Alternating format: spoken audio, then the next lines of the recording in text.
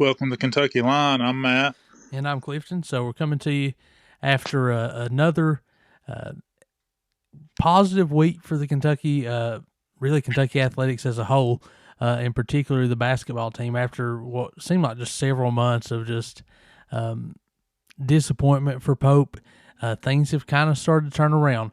Last episode, Momchilovich had committed, and pretty much your roster has taken shape outside of one open roster spot, which we'll touch on here in a few minutes.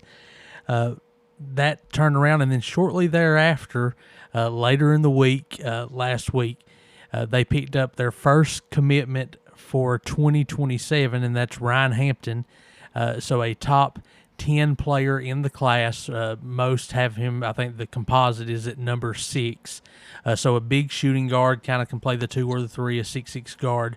And so ultimately what that gives you, though, is a player that gives you some early momentum, which is exactly what Pope was missing this last high school recruiting cycle. So, Matt, just touch on kind of what you thought when you heard about the commitment, and more importantly, kind of what momentum means for building a recruiting class. Well, the first thing that came to my mind was thank goodness when he committed. All we've really kind of heard is it's been a lot of negativity really about Pope and being able to get a high school recruit, and even and myself included was I've been critical because and just kind of worried about the future because if you can't recruit any high school players, it's going to end up being a problem. Yep. And so I think just getting a top guy like that is huge because then I think that's just going to help us recruit on down the road. We can build a roster around a guy like that, and that's the type of high school guys you got to get. If you want to impactful high school players, you've got to get a couple of guys in the top 10, top 15, and we've got a good head start on that, which is I feel like huge, not only for just the team in general, but I think for Pope to get that kind of monkey off his back and almost kind of okay, we've got this guy now. Let's just build on it and get some more. And I think it seems to have given us some serious momentum. Yeah.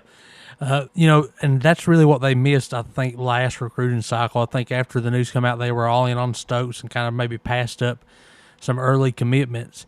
I think Pope, it seems like he learned his lesson. And, Hampton is not a guy that's a plan B. He's not just a safe option. He is a top-end talent in this 27 class. Good, positional size, seems to shoot the ball well. And so I think you're able to lay groundwork now, and you kind of hit the nail on the head there. The last kind of remaining question with Pope, I thought we saw some great roster construction, year one, and I thought we saw some great in-game coaching, and really the last remaining thing for Pope was high school recruiting. He's with Momchilovich, he proved the transfer portal. But what with high school recruiting allows you're able to get the top talent because the most elite players are always going to be freshmen because they may not be the best college player, but the most star power because they have to come for a year before going to the NBA. But it also allows you to build some continuity. If you're consistently building your program through the transfer portal, you're having a new roster every year. And so once you're able to kind of show that I can recruit high school players, I can develop these players, I can turn them into draft picks, then you're able to get guys and keep them, 2-3 years, and that becomes the foundation of your team year after year. And more importantly, you said, this is kind of guy that other people want to play around. Just so happens he's cousins with the number 1 overall player in the class. Right. A 6'9" Marcus Spears Jr. His dad, you'll see him on ESPN. And so there is some early chatter they may want to play together. He's a 6'9", kind of point forward, do it all kind of guy, but a legitimate number 1 player in the class. And so that doesn't hurt to have, an end when you're talking about, you could have then two guys that are top 5 in the class, and that's just a tremendous thing to build upon. Yeah, I think we've talked about, what's the best way to construct a roster this day and age. And I think, if you're going to recruit high school players, I think you have to get that are going to be impactful. You've got to get a couple of the top guys, and then maybe a couple of top 50 or 75 guys that can come in and they can develop and maybe play a year, be ready to play a year or two, and of course retain the guys that you can retain that you want, and then of course fill the rest in with the portal. But you've got to get some top high school guys. I feel like to if you're going to recruit high school guys, you've got to get the top. Try Yep. to get some of the top guys, and so you know, um, some coaches don't really recruit high school guys at all, um, but you just have to.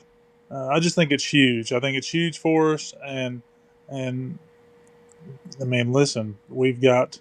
Uh, um, I think we're trending. Everything's trending where I think the UK fans are wanting it to. So Yep. And well, that gets us to the next bit of news here in this quick episode. And that is that we have a replacement for Mitch Barnhart, whose contract will end here in the next couple of weeks. I think June 30th is his last day. And that is Jay Batt, who is the athletic director had formerly been at Michigan State. And before that, he was like an assistant AD, I know, at Alabama at one point. And yep. he's kind of a young guy that's worked his way up through the ranks relatively quickly. In the interview, he kind of talked about Kentucky being that destination job where he wants to retire from. And he's someone on a 5-year deal. They're paying very well. I think I saw one thing. It was each year kind of increases, but it starts around 2.5, goes up to 3.5. But I think it was almost twice as much as what Barnhart was making. So this is so bad as someone who's coming in that's known for kind of raising money and the business side of things. And to me, that's exactly what you're looking for with modern college sports. Yeah, he seems to be a very forward thinker and has kind of embraced the what college athletics is right now, um, which is fundraising and NIL, and we got to have the funds if we're going to compete in football, basketball, and in our athletic department. And he seems to uh, embrace that and know what he's doing when it comes to that. So everything that I've kind of seen about him and read about him, I mean, it seems like kind of a home run kind of hire as far as uh, who you would want at that position. Yeah, I think so too. And at the end of the day, um, I'm excited that they're going kind of outside the Barnhart circle. And it's not to say, when we've talked about this kind of at nauseam at this point, but Barnhart was a great AD for the last generation of college sports. But for this new generation, I felt like he was very hesitant. He was kind of playing by what he wanted college sports to look like rather than what it was. And so you have someone in place now that's young that has said, I'm going to, take advantage of the system, whatever that is. And that's exactly what you're looking for. And at the end of the day, if he's not the right hire, it's easier to move on from a guy that's been there 1 or 2 years compared to a guy that's been there 20 plus years. So you now have some flexibility in your athletic department, but it seems like you said, just a home run hire that I'm looking forward to seeing what the future holds for Kentucky. Well, let's go to one last bit of news, and that is, as we mentioned at the top, we have one roster spot left on the basketball team. You have 15 spots now. They're all scholarship spots.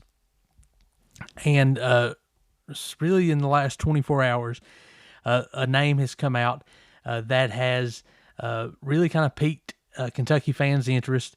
And I'm not even going to try to pronounce his last name, but it's Nikola something. It starts with a K. It's Kusturica. But he is from Serbia, plays kind of in, I think, the top European league at only just turned 17 years old. So the way it is presented online, he's a 6'8" guard who essentially can play that 2 or 3 spot. He's a knockdown shooter, but more importantly, he's a projected top 5 to 10 draft pick next year. He has to stay for 2 years because he's so young. And it was said you're looking at what's the equivalent of a top 5 high school player coming in, and potentially someone who could start day one. So that, if you were drawing up in a lab what you wanted as a dream scenario for this last roster spot, he would seem to feel that. But he's not signed yet. There are some reports that Kentucky's the leader. But just, Matt, what were your thoughts when you heard about that over today? I really wasn't sure if it was, when I first heard about it, I didn't realize it was actually he would be coming in this year. Yeah. And so once I kind of realized that, I mean, I really kind of was surprised that we may be getting a player of this caliber. I'm a little, how good will he be at 17? This year, I mean, I don't know. I mean, obviously, I don't really know much about him. Obviously, he's really good. I mean, if he's, projected a top 5 draft pick in 2 years, and top 5 high school player, obviously the kid can play. And if that's the case, sounds like if we're able to get him, we may have be trying to figure out how to get everybody on the court at the same time this year. Exactly. Yeah, so I think it's all about upside, and to me, he's like a lottery ticket. You come in, and almost him and Usman's the same way. I think he's probably a higher floor than Usman, but they're both super high ceiling guys that you just kind of take a chance with. You have somebody in place if they don't pan out. But this guy, from what I've read, the last remaining hurdle is Kentucky wants to protect themselves from coming in this year. Maybe if he struggles as a 17-year-old and plays just some spot minutes or plays more of that backup role rather than a starter, they want to make sure he's here year 2. And the way, what I read, and this was from Jack Pilgrim on KSR, is the staff wasn't comfortable with how close it got to Hawthorne leaving, when it was kind of always assumed he's redshirt and you're here to be a centerpiece year 2. And when you kind of got down to the brass tacks this offseason, he thought about leaving. And, and that's understandable. If somebody's offering you big money, we would all look at it, right? Everybody's looking for a raise. So that's understandable. But what they're wanting to do is make sure a guy that's uber talented, the elite of the elite, all right, if he's got to be here 2 years, how do we make sure he's in our uniform next year, even if it's just for spot minutes year 1, but year 2 is really what they're banking on, and anything extra he provides this year, so be it. Yeah. I mean, that makes sense. Obviously, you want, if you can get this kid, you want him. You really want him for both years, and so, I mean, that obviously that makes sense. And listen, I mean, I just hope they can figure it out. Yeah, me too. From everything I've read, suggests that Kentucky seems to be the leader. Michigan has made a late offer, and Gonzaga has always been their kind of 1A to Kentucky. So those 3, I think, is who you would assume it's going to be between, with Kentucky maybe having the slight edge. But ultimately, I would say in the next 48 hours, we're going to know one way or the other. This is something that's going to be wrapped up pretty soon because, they've already started some early practices and pickup games. And I think you can have 8 hours of practice right now with the coaches per week. So practice has started. So this is something that, he could be on campus this time next week. So we'll know something pretty soon. But that's really all I have for this episode. Matt, do you have anything you want to add before we wrap up? No, other than, I mean, it sounds like everything that I've heard out of these practices so far seems to be pretty positive. So, I mean, I I think I think read that McBride had really been a bright spot coming in. He cut some weight. They're kind of being cautious with Cam and Kepning because he's got an injury history. Cam had rushed back to try to play in the tournament, so he's still nursing that same foot injury, no setbacks, but they're just being cautious. So and I've heard really good things about Njai. Apparently, he's a stud. yeah, I saw that.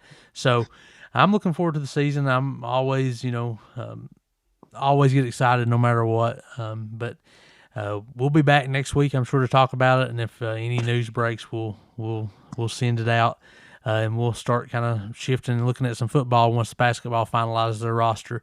But I guess that's all for me. So go Cats. Go Cats.